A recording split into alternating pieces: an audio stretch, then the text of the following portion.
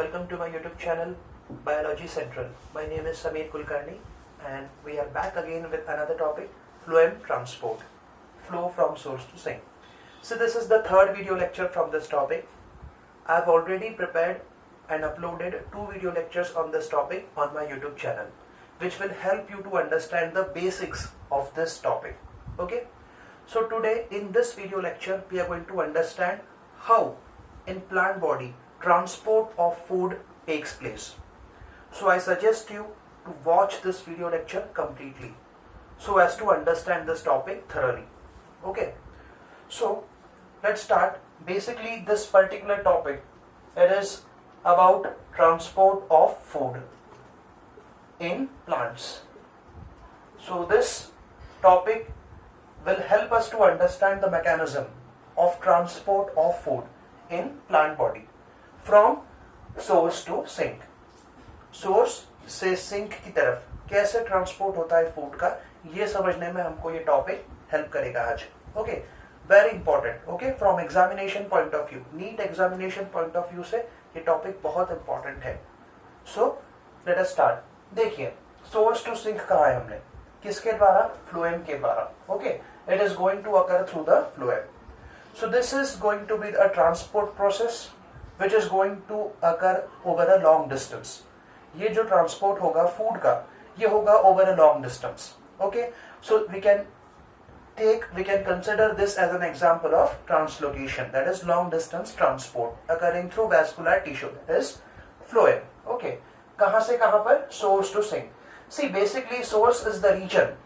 Source वो region होता है basically जहाँ पर food prepare होता है या फिर food is synthesized. Yes or no? So food is prepared in this region basically. That is why it is known as source. जहाँ से उसकी उद्गम होगा, जहाँ से वो शुरू होगा, ट्रांसपोर्ट के लिए शुरू होगा. तो सिंथेसिस या फिर प्रिपरेशन यहाँ पर होगा. और प्लांट बॉडी में वो पार्ट कौन सा होता है? Yes, it is the leaves. जहाँ पर फोटोसिंथेसिस से फूड प्रिपेयर होता है, सिंथेसाइज होता है. कहाँ की तरफ? सिंक रीजन की तरफ. सिंक रीजन कौन सा रीजन होता है? वो रीजन जहां पर फूड स्टोर होगा. So this is the region of storage, है कि नहीं? यूजुअली स्टोरेज वाला रीजन कौन सा होता है टिपिकल प्लांट बॉडी में? अगर हम बात करें एंजियोस्पर्म्स के बॉडी में या फिर फ्लावरिंग प्लांट के बॉडी में, इट इज द रूट्स, है ना? तो storage region basically mainly it is the roots. But ऐसा कोई जरूरी नहीं कि रूट्स ही स्टोरेज रीजन की तरह एक्ट करेंगे. अगर आपने पोटैटो प्लांट का एग्जांपल ले लिया तो उसका सोर्स रीजन क्या होगा? लीव्स. वो तो सही है, बट उसका स्टोरेज रीजन कौन सा होगा? Yes, it is going to be the underground stem portion, है ना? तो स्टोरेज रीजन कुछ भी हो सकता है जहां पर फूड स्टोर होता है प्लांट बॉडी में, हम उसको रेफर करते हैं एज सिंक. सोर्स जहां से वो ट्रांसपोर्ट की तरफ निकल रहा है, जहां से वो प्रिपेयर हो रहा है. ओके, तो हमको टॉपिक में देखना है कैसे सोर्स टू सिंक फूड का ट्रांसपोर्ट होता है. डिस्टेंस कैसा होगा? काफी long. So this is the case of translocation. Okay, this is what we have to understand from this particular topic. किसके द्वारा होगा? हमने कहा फ्लोएम के द्वारा. तो ये समझना तो बहुत जरूरी है. फ्लोएम के components. See, phloem is a vascular tissue. Okay, it is a complex permanent tissue. Okay, see phloem के बारे में अगर बात करें तो phloem it is made up of 4 components. Phloem is made up of 4 types of cells, namely companion cells, sieve tube cells, phloem parenchyma, phloem fibers. Okay, 4 तरह के sales से बना होता है फ्लोएम. कॉम्प्लेक्स वैस्कुलर टिश्यू है ये. Companion cells, sieve tube cells, ये जो 2 तरह के सेल्स हैं, they are mainly involved in the transport of food. They do not have such role in the transport of food. Okay, transportation of food में इनका तो कोई रोल नहीं दिखाई देगा. रोल दिखाई देगा कंपेनियन सेल्स का और सीव ट्यूब सेल्स का. ठीक है, तो इन दोनों का मेन रोल दिखाई देगा. पर्टिकुलरली जिसका सबसे ज्यादा योगदान होगा ट्रांसपोर्ट ऑफ फूड में, वो होगा सीव ट्यूब सेल्स का. ओके, तो थोड़ा सा समझ लेते हैं सीव ट्यूब सेल्स का किस तरह से इसमें योगदान होगा in the transport of food from source to sink. तो थोड़ी सी कैरेक्टरिस्टिक फीचर्स हम जान लेते हैं. किसके बारे में? सीव ट्यूब सेल्स के बारे में.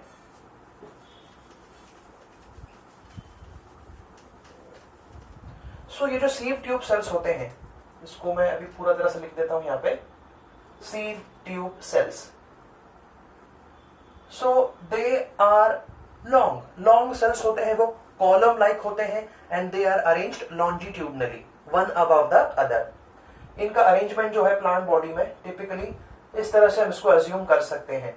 ओके, इस तरह से वो अरेंज होते हैं। Okay, they are arranged longitudinally like this, okay, one above the other, they are column like, and these sieve tube cells, they have end plates called as sieve plates। यहाँ पे sieve plates यहाँ पे present होते हैं, आप देख सकते हैं इस तरह से। इनको sieve plates कहा जाता है और ये sieve plates जो है इनमें pores होते हैं, कई तरह के इनमें छेद होते हैं, holes होते हैं। ठीक है, ये holes का क्या फंक्शन होता है mainly? So these are nothing but the pores. Okay, these regions are known as sieve plates. तो इनको सीव प्लेट्स कहा जाता है। क्या होता है इसका फंक्शन? देखिए, जब कभी भी फूड ट्रांसपोर्ट होगा थ्रू द फ्लोएम, किसके द्वारा? सीव ट्यूब सेल्स के द्वारा, तो यहां पर जो फूड होता है ना, वो पास होता है इस रीजन से, सीव प्लेट से, जो जिसमें पोर्स होते हैं। तो इसका रोल क्या है? ट्रांसपोर्ट करना फूड का from one sieve tube cell to another sieve tube cell, है ना। तो इस तरह से वो पास होगा यहां से यहां से। ओके, तो ये इस तरह की अरेंजमेंट आप थोड़ा समझ लेना। बेसिकली ये सीव ट्यूब सेल्स का होता है। ये सीव प्लेट्स का मेन फंक्शन क्या होता है कि इसके द्वारा एक सीव ट्यूब सेल से अनदर सीव ट्यूब सेल में फूड का मूवमेंट होता है। ठीक है, चलो ठीक है। तो ये डायरेक्शन जो मैंने इस तरह से बताई है, अभी आपको दिखाई दे रहा है फिलहाल ऊपर से नीचे की तरफ, बट ऐसा कोई जरूरी नहीं। ऊपर से नीचे मतलब समझ सकते हैं मेनली कहां से होता है? लीव से रूट्स की तरफ, बट ऐसा कोई जरूरी नहीं। मेरे सेकेंड वीडियो लेक्चर में मैंने आपको बताया था अर्ली स्प्रिंग सीजन में उल्टा भी हो सकता है। रूट्स जिन्होंने बहुत सारा फूड स्टोर किया है, वहां से भी फूड का ट्रांसपोर्ट हो सकता है यंग बर्ड्स की तरफ, ताकि वो ग्रो और डेवलप कर सके। तो फूड का जो मूवमेंट है वो इस तरह से भी हो सकता है। अभी हमको जानना है कि वो कौन सा क्राइटेरिया होता है जिस क्राइटेरिया से इसका मूवमेंट होता है, किसका? फूड का। ओके, तो बाई डायरेक्शनल है ना। तो फूड का जो मूवमेंट होता है through the phloem, that is organic compounds का जो मूवमेंट होता है फ्लोएम के द्वारा, वो बाई डायरेक्शनल होता है। बट मैं आपको टेक्निकल बात बताता हूं, ऐसा कोई जरूरी नहीं कि बाई डायरेक्शनल ही हो। एक और क्राइटेरिया मैं आपको बताता हूं, एक और टर्म मैं आपको बताता हूं जो आपको समझने के लिए हेल्पफुल होगा। देखिए, ये सीव ट्यूब एलिमेंट्स तो अभी यहां पर आपको इस तरह से दिखाई दे रहे हैं। सीव ट्यूब एलिमेंट्स यहां पर भी हो सकते हैं, they can be present over here also like this, है ना। तो देखा जा सकता है फूड का जो मूवमेंट है इस तरह से भी हो सकता है। Okay, it can also occur from this direction to this direction, मतलब this sieve tube cell to this sieve tube cell, this sieve tube cell to this sieve tube cell, इस तरह से भी हो सकता है। अब मैं आपको बताता हूं कि वो कौन सा क्राइटेरिया होता है जिससे शुगर्स का मूवमेंट होता है फ्लोएम के द्वारा। वो होता है from a region of high concentration to a region of low concentration. Okay, sugars का मूवमेंट होता है फ्लोएम के द्वारा from a region of high concentration to a region of low concentration. ठीक है, तो ये क्राइटेरिया है। ये क्राइटेरिया अब यहाँ पे अप्लाई करते हैं। अगर मैं बता रहा हूं इस डायरेक्शन से, तो डायरेक्ट यहाँ पे कॉन्सेंट्रेशन ज्यादा रहा होगा, यहाँ पे कॉन्सेंट्रेशन कम रहा होगा, तो इस तरह से मूवमेंट होगा। यहां से होते वक्त यहां पर कॉन्सेंट्रेशन ज्यादा रहा होगा, यहां पर कॉन्सेंट्रेशन कम रहा होगा, तो इसके द्वारा समझ सकते हैं। वैसे ही कॉन्सेंट्रेशन ज्यादा, कॉन्सेंट्रेशन कम, इसीलिए यहां से यहां पर कॉन्सेंट्रेशन ज्यादा, कॉन्सेंट्रेशन कम, इसलिए यहां से यहां पर।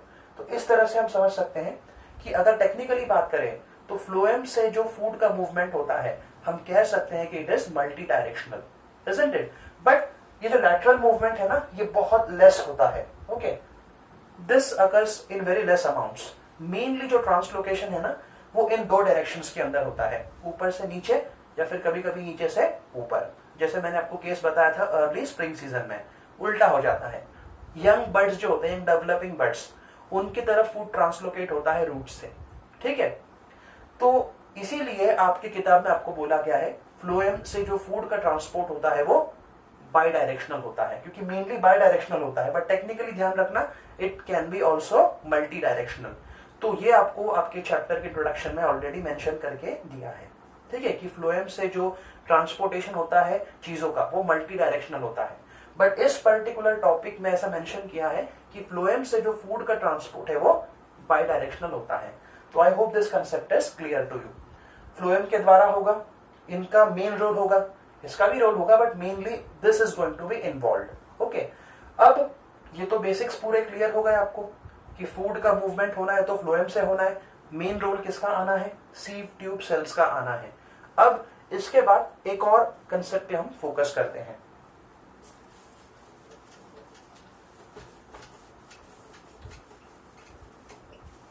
ठीक है, तो बेसिकली ट्रांसपोर्ट होगा फूड का, किस फॉर्म में होगा तो पता चलेगा शुगर्स के फॉर्म में होगा। It is going to occur in the form of sugars.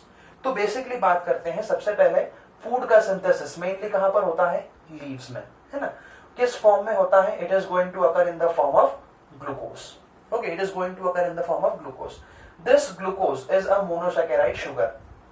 ये ग्लूकोज को कन्वर्ट कर दिया जाता है सुक्रोज के अंदर, okay, which is a disaccharide made up of glucose and fructose।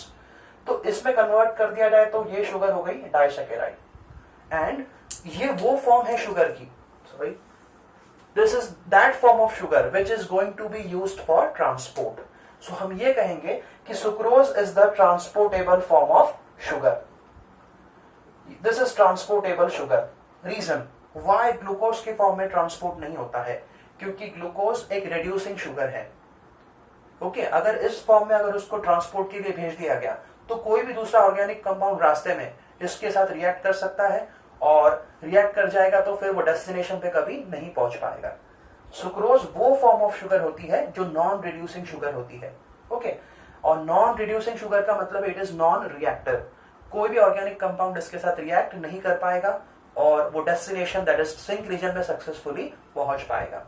ठीक है, इस फॉर्म में ये ट्रांसपोर्ट होता है। ओके, तो ट्रांसपोर्ट का क्राइटेरिया क्या है भाई, क्राइटेरिया है ट्रांसपोर्ट होता है फूड का from a region of high concentration to a region of low concentration. ये ध्यान रखना। Okay, this is the criteria. किस फॉर्म में हो रहा है, शुगर्स। कौन सी sugar, mainly sucrose sugar. Okay, अब मैं आपको एक नेक्स्ट बात बता रहा हूं। ये जो सुक्रोज शुगर का मूवमेंट होगा इस क्राइटेरिया से होगा, मतलब सोर्स में हाई कॉन्सेंट्रेशन रहेगा, सिंक में लो कॉन्सेंट्रेशन रहेगा, इसी की वजह से ये मूवमेंट होगा। ठीक है, अब मैं आपको बताता हूं एक और बात। ये सुक्रोज का जो मूवमेंट है किस फॉर्म में होगा, this sucrose is going to be transported in a solution form. तो ये सुक्रोज जो है ये ट्रांसपोर्ट होता है एक सॉल्यूशन के फॉर्म में। एक सॉल्यूशन के फॉर्म में ये फ्लो होते हुए आपको दिखाई देगा through the phloem. Okay, phloem के द्वारा ये जो सुक्रोज है ये फ्लो होगा, बहेगा इन द सॉल्यूशन फॉर्म। तो ये पूरे पॉइंट्स क्लियर हो गए। Sucrose is the transportable form of sugar, not glucose. Okay, अब एक लास्ट बात, सिंथेसिस हुआ इस फॉर्म में, ट्रांसपोर्ट हो रहा है इस फॉर्म में। लास्ट बात बताता हूं, जब कभी भी इसको सिंक रीजन में पहुंचा दिया जाएगा तो ये जो सुक्रोज शुगर है इसको स्टोर कर दिया जाएगा सिंक रीजन में in the form of starch. तो stored in form of starch, synthesized in the form of glucose and transported in the form of sucrose। क्यों? क्योंकि आप जानते हैं food is stored in the plant body in the form of starch. Okay, starch के form में food store होता है, sucrose के फॉर्म में ट्रांसपोर्ट होता है। ये सिंक रीजन में, ये ट्रांसपोर्ट के दौरान, और ये लीव्स में प्रिपेयर हुआ। तो ये बेसिक पॉइंट्स क्लियर हो गए, क्राइटेरिया क्लियर हो गया। सोल्यूट की तरह एक्ट करेगा ये, है ना, और सॉल्यूशन के फॉर्म में ये बहेगा, फ्लो होगा थ्रू द फ्लोएम। तो ये पूरे कंसेप्ट्स आपको अभी क्लियर हो गए। अब समय आ गया कि हम मोस्ट एक्सेप्टेड मैकेनिज्म को समझें जो एक्सप्लेन किया जाता है for the transport of food through the phloem. The most accepted mechanism which explains how transport of food occurs through the phloem, it is pressure flow hypothesis और mass flow hypothesis. Okay,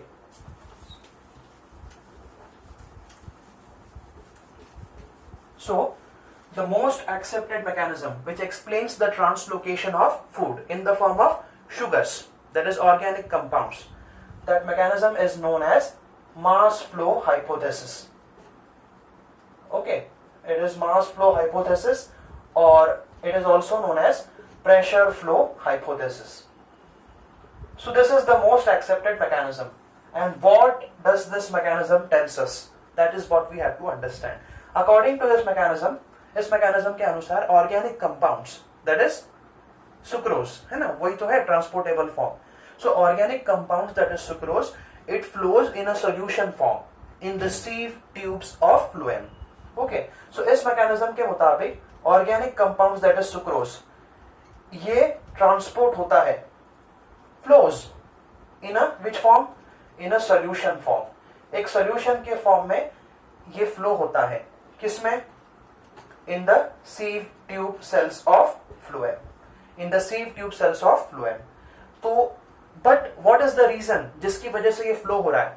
तो इसका reason है due to the development of an osmotically generated pressure gradient between source and sink region. Okay, so ये सबसे important बात है कि transport होता है ऑर्गेनिक कंपाउंड्स का सुक्रोज की फॉर्म में, जहां पर ये फ्लो होगा किस फॉर्म में? सॉल्यूशन के फॉर्म में. Okay, in the sieve tube cells of phloem. This is mainly because due to osmotically generated, due to osmotically, osmosis की वजह से जनरेट हुआ pressure gradient between the source and sink. Source and sink में एक pressure gradient develop होगा, जो किसकी वजह से डेवलप होगा? ऑस्मोसिस की वजह से. वो रिस्पॉन्सिबल होगा, वो प्रेशर का डिफरेंस रिस्पॉन्सिबल होगा इस फूड के मूवमेंट के लिए. ठीक है, तो ये है वो हाइपोथेसिस. इसी को हमको अभी अप्लाई करके समझना है. तो बेसिकली ये किसकी बात हो रही है? ये मास फ्लो की बात हो रही है. आपको मैंने पहले वीडियो लेक्चर में पूरा एक्सप्लेन करके बताया है कि a characteristic feature of mass flow is substances whether in a solution or suspension, they move from one point to another point as a result of pressure differences. है ना, दोनों में प्रेशर डिफरेंस होता है, उसकी वजह से सब्सटेंसेस का मूवमेंट होता है सॉल्यूशन में या फिर सस्पेंशन में. यही तो अप्लाई हो रहा है ना. यहाँ पे डिफरेंस आया प्रेशर का सोर्स और सिंक में. सोर्स में ज्यादा प्रेशर होगा, सिंक में कम प्रेशर होगा. यही तो कारण है जिस वजह से हमारे सब्सटेंसेस का मूवमेंट होगा. और कौन सा सब्सटेंस विशेषता? सुक्रोज, जिसको हमको पहुंचाना है सिंक रीजन में. ओके, सिंक रीजन फिर इसके साथ क्या करेगा? उसको कन्वर्ट कर देगा स्टार्च में और अपने पास फूड को स्टोर कर लेगा. ठीक है, ये सब बात हो रही है मास फ्लो हाइपोथेसिस की. Okay, due to osmotically generated pressure gradient between the source and sink. एक और तरह से बोले तो मास फ्लो हाइपोथेसिस या फिर pressure flow hypothesis occurs between source and sink as a result of turgor pressure differences. एक और तरह से बोले तो टर्गर प्रेशर का डिफरेंस आता है between the source and sink, और मूवमेंट होता है शुगर्स का from a region of high turgor pressure to a region of low turgor pressure. ठीक है, तो ये है वो हाइपोथेसिस. अब समय आ गया कि हम लोग मैकेनिज्म को समझना शुरू करते हैं. ठीक है, so let us see the mechanism now.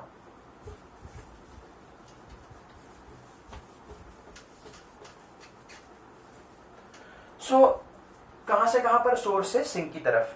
किसके द्वारा? फ्लोएम के द्वारा. ओके, तो समझते हैं. सपोज करिए ये कोई सोर्स रीजन है. This is the source region. So let us assume it is leaves and this is the sink region. ये सिंक रीजन होगा. सपोज करिए रूट्स. तो यहां से यहां पर फूड आना है. यहां पे प्रिपेयर हुआ है food in the form of glucose by photosynthesis. कौन सी सेल्स में? लीव्स के मेसोफिल सेल्स, जहां पर होता है फोटोसिंथेसिस.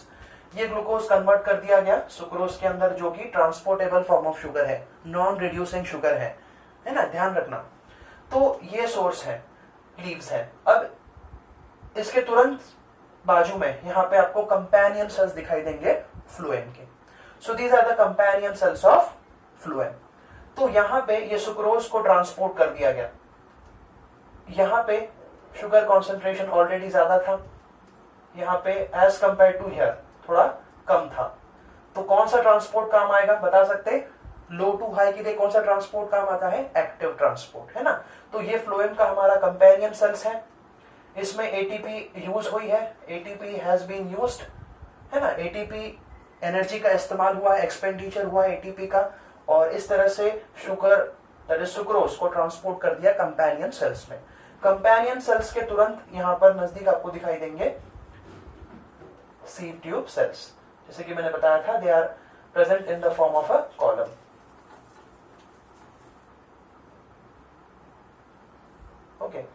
तो इस तरह से ये हमारे सीव ट्यूब सेल्स प्रेजेंट है यहाँ पे। वापस से यहाँ पर जो है ट्रांसपोर्ट हुआ है from a region of low concentration to high concentration again by expenditure of ATP. Okay, active transport से ही हुआ है ये। तो ये जो फ्लोएम है ना, कंपेनियन सेल्स और सीव ट्यूब सेल्स, ये सोर्स के हैं, दैट इज लीव्स के वेस्कुलर बंडल से ये। ओके, जाइलम एंड फ्लोएम किसके हैं? ये सोर्स के। तो यहाँ पर आप देख रहे हैं बहुत सारी शुगर्स यहाँ पे ट्रांसपोर्ट कर दी गई, ज्यादा थी और ट्रांसपोर्ट कर दी गई। कहां पर? सीव ट्यूब सेल्स में। तो ये सीव ट्यूब सेल्स एक के नीचे एक होंगे अभी, है ना, लीव्स से नीचे नीचे की तरफ स्टेम से कनेक्ट होते हुए फिर फाइनली इनटू द रूट्स। तो ये देखिए, ये सीव ट्यूब एलिमेंट्स इस तरह से प्रेजेंट है, they are column like, present one above the other. तो ये ऐसे इस तरह से नेटवर्क रहेगा इनका, और फाइनली यहाँ पर होगा सिंक रीजन, ये इसके कंपेनियन सेल्स, ये इसके sieve tube cells. Okay, sink region के, कौन से? रूट्स के। तो देखा जाएगा, यहां पे मैंने बताया था आपको, ये सीव प्लेट्स होते हैं जहां पे पोर्स होते हैं, और वो हेल्प करता है फूड को पास करने में, ऑर्गेनिक कंपाउंड्स को पास करने में, एक सीव ट्यूब एलिमेंट के सेल से अनदर सीव ट्यूब एलिमेंट के सेल की तरफ। तो देखिए, ये आप देख रहे हैं कि ये सोर्स का फ्लोएम है। आपने देखा कि शुगर्स जो है ट्रांसपोर्ट हो रहे हैं into the phloem of source, by which mechanism? Active transport. तो इस तरह से हम एक टर्म इस्तेमाल कर सकते हैं, यहां का जो फ्लोएम है वो लोड हो गया है, it has been loaded. Loaded with what? Sugars, organic compounds, that is the food. कौन सा form of food? Sucrose form of sugar की फॉर्म में जो फूड है उसके फॉर्म में इसको लोड कर दिया है ना। लोडिंग हो गई, किसकी? फ्लोएम की लोडिंग हो गई। So phloem loading has taken place. By which transport it has taken place? Can you name it? Yes, it is by active transport. So एक क्वेश्चन का आंसर आपका यहाँ पे बन गया। फ्लोएम लोडिंग जो है कौन सा मैकेनिज्म से होती है? एक्टिव ट्रांसपोर्ट मैकेनिज्म से होती है, पैसिव ट्रांसपोर्ट मैकेनिज्म से नहीं। ठीक है, यहां तक आ गए हम। बहुत सारा कॉन्सेंट्रेशन बढ़ गया है, किसका? शुगर का। तो ये तो कंपेनियन सेल्स है और ये सीव ट्यूब सेल्स है। तो इसी के बाजू में यहाँ पे आपको जाइलम दिखाई देगा, दिस इज जाइलम। ओके, ये जाइलम मेहनत कर रहा है, अपना अपना काम शुरू है इसका। सपोज ये ट्रैकिड्स है, इसके द्वारा वाटर का मूवमेंट हो रहा है ऊपर की तरफ, है ना, क्योंकि आप जानते हैं जाइलम से वाटर का जो डायरेक्शन होता है वो यूनिडायरेक्शनल होता है, that is from roots to the leaves, root to shoot. तो ये तो अपना मेहनत लगातार किए जा रहे हैं, ये जाइलम है सपोज। अब देखिए, कंडीशन को समझिए, बहुत इंपॉर्टेंट है। अगर यहाँ पे कॉन्सेंट्रेशन बहुत बढ़ जाएगा शुगर्स का, तो यहाँ पे सोल्यूट कॉन्सेंट्रेशन बहुत बढ़ जाएगा और सॉल्वेंट कॉन्सेंट्रेशन यहाँ पे हो जाएगा कम। इस पर्टिकुलर सीव ट्यूब सेल की बात कर रहे हैं, सोल्यूट बहुत ज्यादा हो जाएगा, सॉल्वेंट कम हो जाएगा। कौन सी कंडीशन डेवलप हो गई? Hypertonic condition. ये भी एग्जाम वाला क्वेश्चन है। Okay, as a result of continuous loading of sugars into the sieve tube cells of phloem at source, it leads to the hypertonic condition. Okay, अब solvent यहां पे कम हो गया, यहां पर ये बहुत नजदीक होता है, ठीक है, यहां पर सॉल्वेंट कॉन्सेंट्रेशन ज्यादा होगा, तो अब होगा ऑस्मोसिस, बिल्कुल, और ऑस्मोसिस से वाटर यहां पे एंटर कर जाएगा, but not bye active transport, this is passive, है ना। ऑस्मोसिस तो पैसिव है, it does not require any kind of energy. तो यहां से यहां पे सॉल्वेंट आ गया। अब एक बात देखी जाएगी, लगातार पानी आने की वजह से हाइड्रोस्टैटिक प्रेशर डेवलप हो जाएगा into the sieve tube sales at source. तो यहां पर प्रेशर अब बहुत बढ़ गया है, हाइड्रोस्टैटिक प्रेशर डेवलप हो गया है, लगातार पानी के एंट्री की वजह से, हाइड्रोस्टैटिक प्रेशर आने की वजह से अब यहां का प्रेशर बहुत ज्यादा हो गया है, शुगर्स भी बहुत ज्यादा है, लगातार वाटर आ गया है। कब तक आएगा वाटर? तब तक आएगा जब तक कि ऑस्मोटिक प्रेशर डेवलप होना शुरू ना हो जाए। एक बार ऑस्मोटिक प्रेशर डेवलप होना शुरू हो जाए तो फिर कहीं ना कहीं ऑस्मोसिस स्टॉप होते हुए दिखाई देगा और यहाँ पे ऑस्मोटिक प्रेशर बहुत बढ़ जाएगा। सो अब यहाँ पे प्रेशर बहुत ज्यादा हो गया है। अब this has led to one condition, एक कंडीशन की स्थापना हो गई है, वो है सैप कंडीशन। सैप का मतलब वीक सॉल्यूशन, मतलब सोल्यूट प्लस सॉल्वेंट। सो ये जो सैप यहाँ पे निर्माण हुआ है, ये वाटर पानी आ गया यहाँ पे एक कंडीशन का फॉर्मेशन हो गया है, सैप ऑफ किसका? फ्लोएम का, है ना। अब ये जो सैप है फ्लोएम का, this is now going to move to the regions of low pressure, क्योंकि प्रेशर यहाँ पे बहुत ज्यादा है।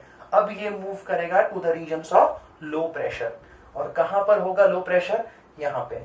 तो आ गया ना प्रेशर का डिफरेंस, किसकी वजह से आया? ऑस्मोसिस की वजह से आया कि नहीं? बोला था ना आपको हमने, मास फ्लो हाइपोथेसिस यही तो बोल रहा है कि सुक्रोज का ट्रांसपोर्ट होगा, ऑर्गेनिक कंपाउंड्स का ट्रांसपोर्ट होगा सॉल्यूशन के फॉर्म में। बताया था ना, सॉल्यूशन के फॉर्म में वो फ्लो होता है किसकी वजह से?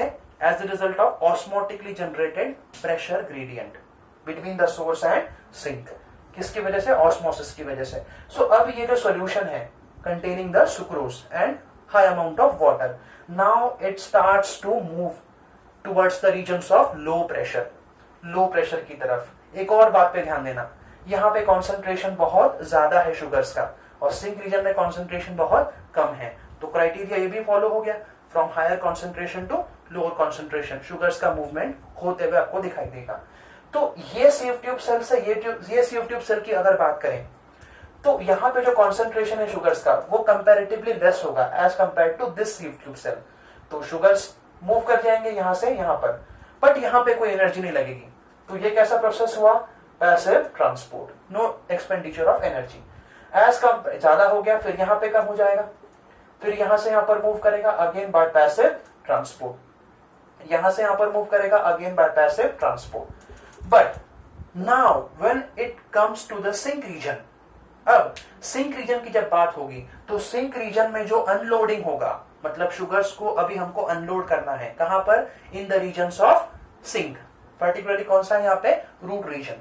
तो यहां पर जो है मूवमेंट जो है वो होगा by active transport. Again it is going to occur by active transport. So into the sink region the sugars are going to be unloaded. यहाँ पे शुगर्स की अनलोडिंग होगी, okay, by active transport once again. Okay, अब मुझे बताइए, अगर ये सीव tube cell है, यहाँ की पूरी शुगर कहां पे आ गई? सपोज करिए कंपेनियन सेल में, कंपेनियन सेल से सिंक रीजन में, तो आपको क्या दिखाई देगा? अगर लगातार इधर की शुगर अगर अनलोड हो रही है इनटू सिंक रीजन, तो यहाँ पे शुगर कॉन्सेंट्रेशन काफी कम हो जाएगा। शुगर कॉन्सेंट्रेशन अगर यहाँ पर कम हुआ मतलब सोल्यूट कॉन्सेंट्रेशन क्या हो गया है? लेस हो गया है। तो किसका कॉन्सेंट्रेशन बढ़ जाएगा? सॉल्वेंट, हाइपोटोनिक कंडीशन है ना। अब यहाँ पे सिंक रीजन के सीव ट्यूब सेल में हाइपोटोनिक कंडीशन आ गई, सोवर्स रीजन के सीव ट्यूब सेल में क्या हुआ था? Hypertonic condition. तो क्या यहाँ पर भी ऑस्मोसिस होगा? बिल्कुल होगा। यहाँ पे सॉल्वेंट ज्यादा एज कंपेयर टू यहाँ पे, है ना। तो यहाँ का सॉल्वेंट वापस से once again the water is going to be returned back to the xylem. Returned back क्यों बोला? क्योंकि वंस अपॉन अ टाइम पानी यहाँ से लिया गया था, यहाँ से वापस से पानी रिटर्न कर दिया गया जाइलम को। और शुगर्स जो है यहाँ से यहाँ पर वो ट्रांसलोकेट होते हैं bye expenditure of energy in the form of ATP. तो इस तरह से शुगर्स की अनलोडिंग हो गई सिंक रीजन में, अगेन बाय एक्टिव ट्रांसपोर्ट। ठीक है, क्योंकि कॉन्सेंट्रेशन ज्यादा होता है यहाँ पे और यहाँ पे कॉन्सेंट्रेशन ज्यादा होता है एज कंपेयर टू हियर। और यहाँ पर एक बार सुक्रोज का ट्रांसपोर्ट हो जाता है तो उसको कॉम्प्लेक्स कार्बोहाइड्रेट्स में, दैट इज पॉलीसैकेराइड्स में कन्वर्ट कर लेंगे। कौन? ये वाला रीजन, रूट्स जो है उसको कन्वर्ट कर लेगा into the complex carbohydrates, okay, like starch. और इस तरह से सुक्रोज डेस्टिनेशन पे पहुंच गई है, स्टार्च के फॉर्म में इन्होंने इसको स्टोर कर लिया। तो तीन बातें क्लियर हो गई, सिंथेसाइज होता है फूड ग्लूकोज के फॉर्म में, ट्रांसपोर्ट होता है सुक्रोज के फॉर्म में, और स्टोर होता है इन द फॉर्म ऑफ स्टार्च। ये तीन बातें आप ध्यान रखना। और आपने ये भी देख लिया कि यस, सुक्रोज जो ऑर्गेनिक कंपाउंड है ना, वो सीव ट्यूब से फ्लो हो रहा है सॉल्यूशन के फॉर्म में, फ्लोएम सैप, इसको बोला जाता है phloem SAP. Okay, the SAP of the phloem is consisting of what? Mainly the phloem sap is mainly consisting of water, non reducing sugar like sucrose. जरूरी नहीं कि दो ही कंपोनेंट्स होंगे, वाटर तो होगा ही, नो डाउट। जरूरी नहीं कि सिर्फ और सिर्फ नॉन रिड्यूसिंग शुगर सुक्रोज ही होगा, अदर शुगर्स भी प्रेजेंट हो सकते हैं। ठीक है, तो एक बेसिक पॉइंट, फ्लोएम सैप जो है वो किससे बना होता है? Abundant quantity of water, then non reducing sugar like sucrose, हो सकता है अदर शुगर्स भी हो सकते हैं इसके अंदर, इवन इसके अंदर तो ट्रांसपोर्ट हो सकते हैं even the hormones and even amino acids. तो ये कंसिस्टेंसी होती है फ्लोएम सैप की। मेनली हमने इसके ऊपर फोकस किया है अभी फिलहाल, तो ये समझना जरूरी है, but generally phloem sap is consisting of these components. और एक पॉइंट ऑफ व्यू से याद रखना, फ्लोएम सैप में अबंडेंट क्वांटिटी वाटर की होगी। तो इसका नेचर अगर आपको पूछ लिया जाए, what will be the nature of phloem sap, तो ध्यान रखना it is going to be alkaline. Phloem sap is going to be alkaline in nature. So this is all about the mass flow hypothesis. Okay, ये पूरा मास flow hypothesis के बारे में था। ये बात हम समझ गए कि the food is transported from a region of high pressure to a region of low pressure.